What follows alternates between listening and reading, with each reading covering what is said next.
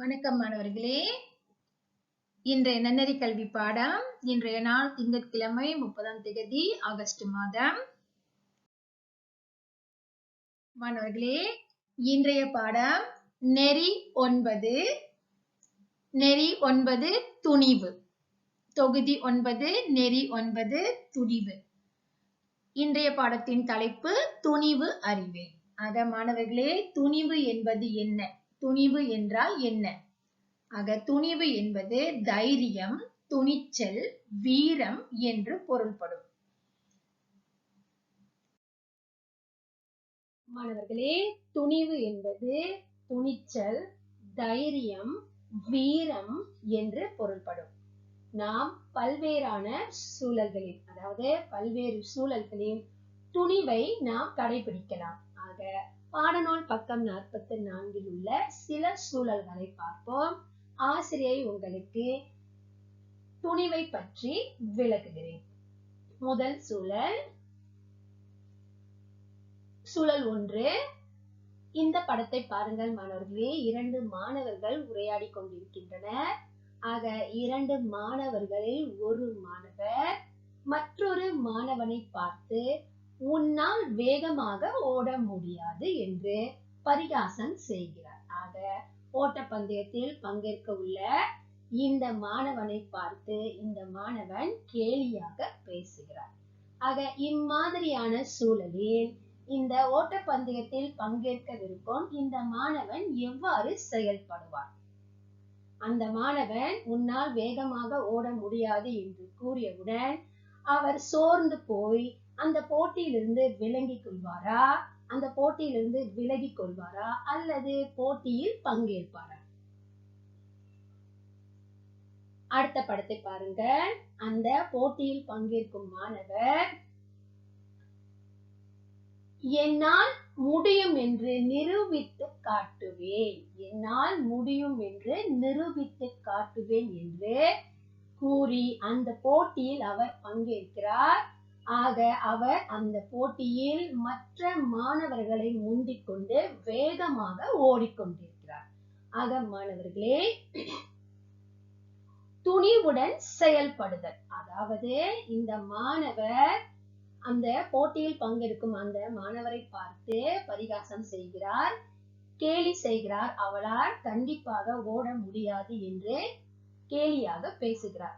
ஆனால் அவர் அவ்வாறு கூறியிருந்த பொழுதிலும் அந்த ஓட்டப்பந்தயத்தில் பங்கேற்ற அந்த மாணவன் மிக துணிவுடன் சோர்ந்து போகாமல் அந்த போட்டியில் பங்கேற்கிறார். தன்னால் முடியும் என்று அந்த போட்டியில் வேகமாக ஓடிக்கொண்டிருக்கிறார். நிச்சயமாக அந்த மாணவர் அந்த ஓட்டப்பந்தய போட்டியில் வெற்றி அடைவார், முதல் நிலையில் வெற்றி அடைவார். ஆக மற்றவர்கள் நம்மை பார்த்து, நம்முடைய திறமையை பார்த்து குறையாக கூறினாலும் நாம் அவற்றை கண்டு பயப்படாமல் மிகவும் துணிவுடன் செயல்பட வேண்டும்.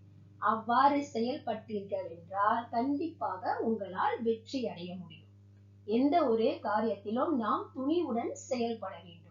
பிறர் குறை கூறினாலும் அதனை நாம் பொருட்படுத்தாமல் துணிவுடன் செயல்பட்டோமானால் கண்டிப்பாக நம்மால் வெற்றி அடைய முடியும்.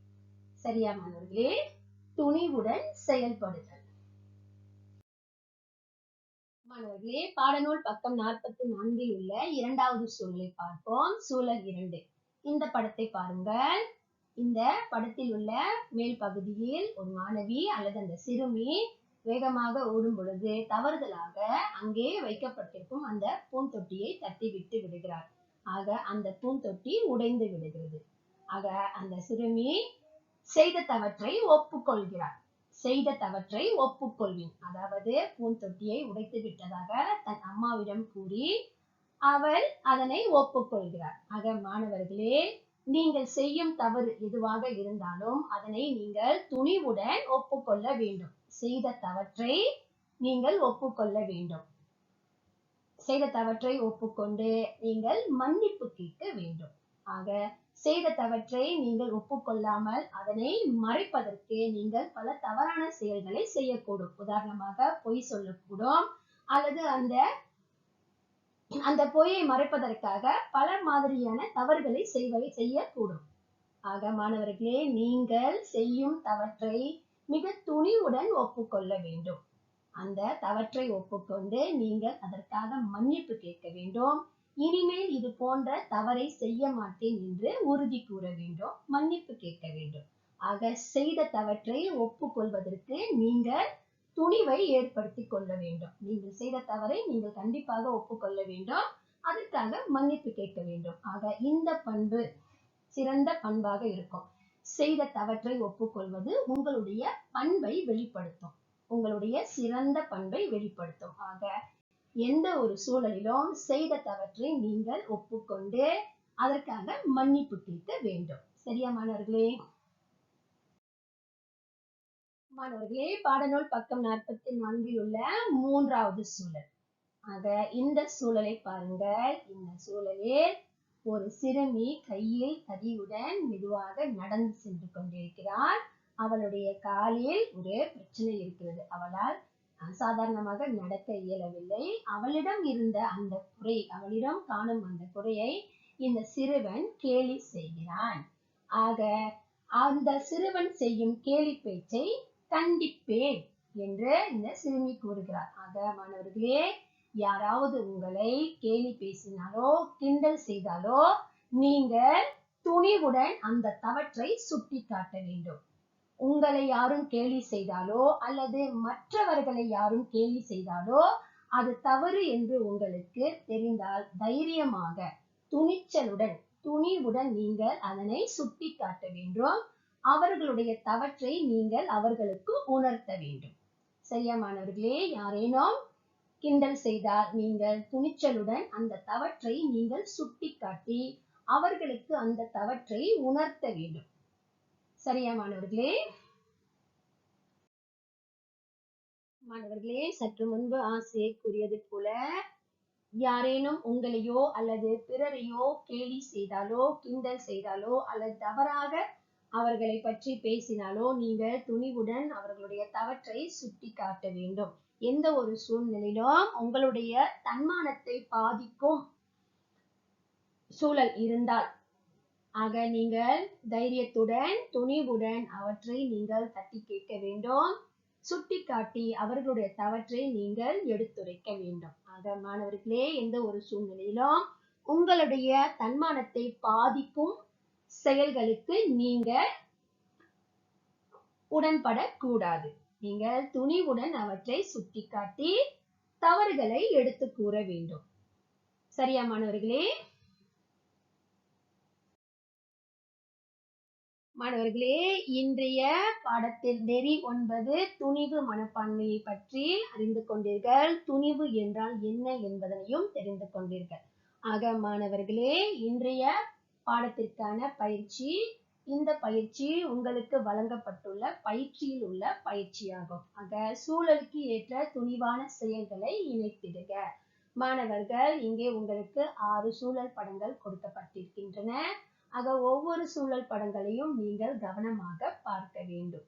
ஆக இங்கே கொடுக்கப்பட்டிருக்கும் அந்த செயல்களையும் நீங்கள் வாசிக்க வேண்டும். முதலாவது செயல், செய்த தவற்றை ஒப்புக்கொள்வேன், அனுமதி பெற்று பழங்களை உண்பேன், கேலி பேச்சை கண்டிப்பேன், பாரம்பரிய உடையை துணிந்து அணிவேன், மன உறுதியுடன் கல்வி கற்பேன், துணிவுடன் போட்டியில் பங்கெடுப்பேன். ஆக இந்த முதல் படத்தை பாருங்க.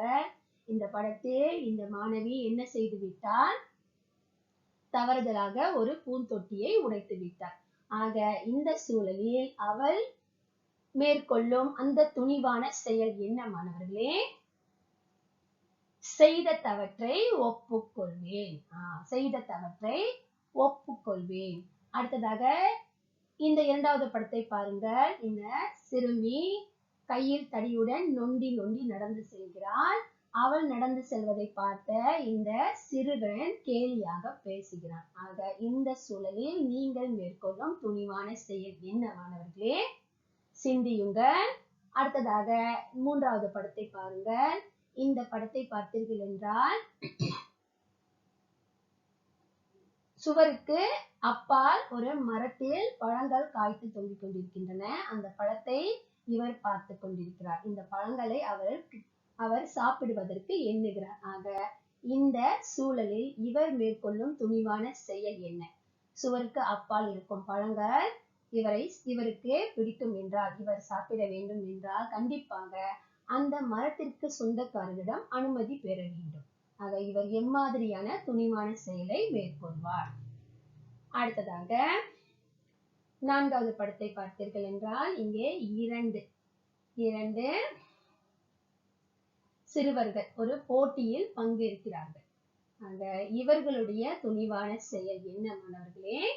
அடுத்து 5வது படத்தை பார்த்தீர்கள் என்றால் இந்த சிறுமி என்ன செய்து கொண்டிருக்கிறார்? இந்த சிறுமி படித்துக் கொண்டிருக்கிறார். இந்த சிறுமிக்கான துணிவான செயல் என்ன? அடுத்ததாக இந்த மாணவி அல்லது இந்த சிறுமி கோவிலுக்கு சென்று கொண்டிருக்கிறார். பாரம்பரிய உடையை அணிந்திருக்கின்றார். ஆக இந்த சிறுமியின் துணிவான செயல் என்ன? அதை மாதிரியான ஒவ்வொரு படங்களையும் நீங்கள் சரியாக பார்த்துவிட்டு இங்கே கொடுக்கப்பட்டிருக்கும் இந்த துணிவான செயல்களையும் பார்த்து அதன் பிறகு நீங்கள் அதனை படத்துடன் இணைக்க வேண்டும்.